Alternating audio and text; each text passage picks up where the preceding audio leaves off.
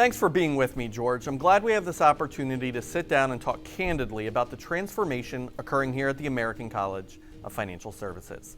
While we have over 200,000 living alumni, some may not be familiar with the college's iconic legacy or know that we're 96 years young. So before we dive into where the college is headed, can you provide some context into where we've been? Sure, Jared, and it's great to be here with you. The American College of Financial Services has a rich history of academic rigor and excellence. Our founder, Dr. Solomon Huebner, was a professor at the Wharton School at the University of Pennsylvania, and he is credited with teaching the first formalized course ever in the world regarding the stock exchange. He also was a pioneer in teaching applied economics, which is where we take theory that applies to real-world situations versus just teaching theory. Dr. Huebner's mission for the college holds fast today. We deliver the standard in applied financial knowledge and education. We promote lifelong learning and advocate for ethical standards for the benefit of society. For the benefit of society. George, you joined the college back in 2018 as the 10th president and CEO, and since then, the college has modernized its programming to be delivered in digestible formats. We've developed a state-of-the-art e-learning classroom experience. We founded the Center for Economic Empowerment and Equality to narrow the racial wealth gap. We've instituted new programs, including Know Yourself, Grow Your Wealth for consumers. We've achieved double-digit yearly growth. We've transformed the college's culture, resulting in being honored for the third consecutive year as a top workplace. And we've received numerous awards and accolades. We're sitting with some of them here today. Across the industry, including the Wealth Management Wealthies Award and 3 Think Advisor luminaries just last year. So with all of this success in recent years, many people see the college's new website, learn of some of our new initiatives, and ask what's going on. Why the rebrand? First, Jared, I'd like to thank you for acknowledging the great achievements that we've been able to do over the 4 years, which the team has achieved. Now, when I think about the rebrand, maybe that's not the right word, because actually this is much bigger than that. For an institution to survive for nearly a century, you must be forward-thinking. This isn't the college's first evolution. It's been a continuous process to adequately guide and shape the future of financial services to the benefit of society. We must continuously evaluate what is needed most to ensure Americans can achieve their financial security and then work to reshape the profession to meet those needs. So this is like a reshaping. For this reason, we are going to look different and sound different. Our mission is to guide the industry into the future.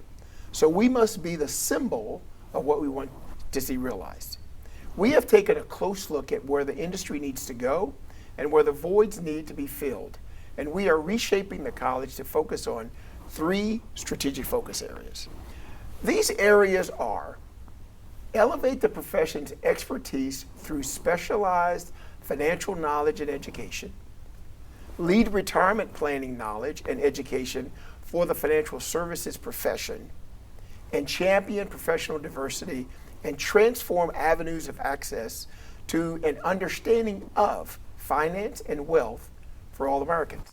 The development of our strategic focus areas comes from research, not assumptions. As a member of the executive leadership team, you were instrumental in helping us define these 3 strategic focus areas.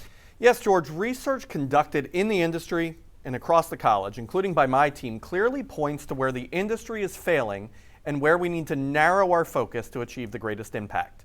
First, there is a large gap between the services clients expect and what they receive from financial professionals. Financial planning, trust services, and advice on wealth transfer, estate planning, tax planning, long-term care insurance, life insurance, and more all fall grossly below clients' expectations, indicating a need for more specialized and advanced planning knowledge. You know, those points are so key, because when you really think about this, just imagine the challenge that we see as 37% of the financial advisors are estimated to retire by 2032. This represents a departure of critical knowledge that is leaving the industry. We need to cultivate this knowledge in others to ensure our clients can succeed. Success is key as we thought about each of these 3 strategic focus areas, because additionally, our research revealed that retirement income planning is the most popular service consumers seek, and 71% of independent advisors we surveyed desire to advance their specialized knowledge in this area.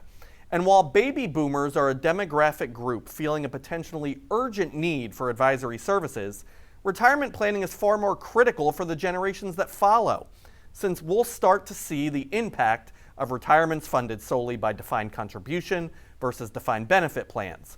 Retirement planning is holistic and spans an individual's lifetime. When I look at the history of the college and what we've been doing in retirement, I'm excited. But when you add all of this great knowledge and teaching that we've been doing over the years, just imagine now that we're expanding that to help underserved communities. Those who do not have access to personal financial education and have actually had no connection to the financial services industry because of a lack of representation. So how do they even begin to plan for retirement security? See, this lack of connection has contributed to a racial wealth gap that continues to expand, and 78% of Americans have $50,000 or less saved for retirement. This is not only a moral imperative, we recognize it's a business imperative.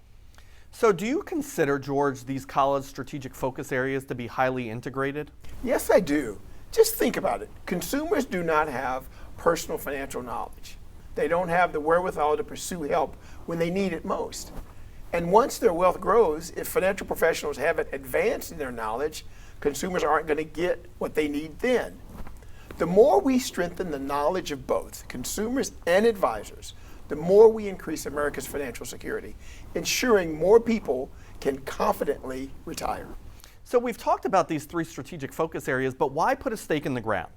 Why declare these three strategic focus areas? Why not just continue as is? This is where we go back to our mission, to benefit society. Now, I realize that's a rather broad focus. There is so much that is actually needed.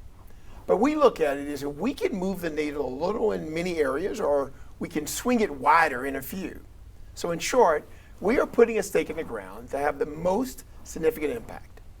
Naming our strategic focus areas enables us to streamline our goals, our initiatives, and we believe execute them more efficiently.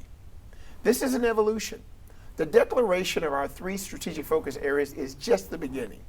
There will be ongoing news of our growing impact in the months ahead. When colors or fonts change, people often ask marketers what's really changed. And often the answer is nothing beyond brand boredom. This time, so much has. The name and iconic logo may stay the same, but the boldness of our palette now aligns with the audacity of our actions. I can tell you that my team and I have been excited about reshaping the college's story to best communicate our value and initiatives through these three strategic focus areas. Going behind the blue hues, which you'll now see on our new website in the coming weeks, you'll start to notice a centering in our work. Specialization, retirement, representation. And that story excites me as a marketer and senior leader here at the college. Not often do you get the opportunity to help craft a deeper focus on areas of such societal consequence. Not often do you get to connect that powerful message to a modernized brand, launching the profession into the future. Well, I'll tell you, Jared, I'm just as excited. When I think about it, I think about the impact we are getting ready to make. The momentum has already begun, but we are just starting in this new era of the college. Our reach is expanding, and we're going to be able to benefit more Americans and change more lives. I know in 4 years, when the college celebrates our centennial, our progress will be momentous. There are so many different opportunities to expand your opportunities at the college. And I invite everyone watching this video to engage with the college, learn about our programs, our initiatives, and our centers of excellence. Yeah, you're so right, George. The college is distinct, and that we believe we are in a market of one, that we're a platform for where the profession and professionals can expand your opportunities. We're a nonprofit, accredited institution with the applied financial knowledge, professional networking opportunities and events, and impact initiatives that focus on you, the professional, and the people and communities you serve.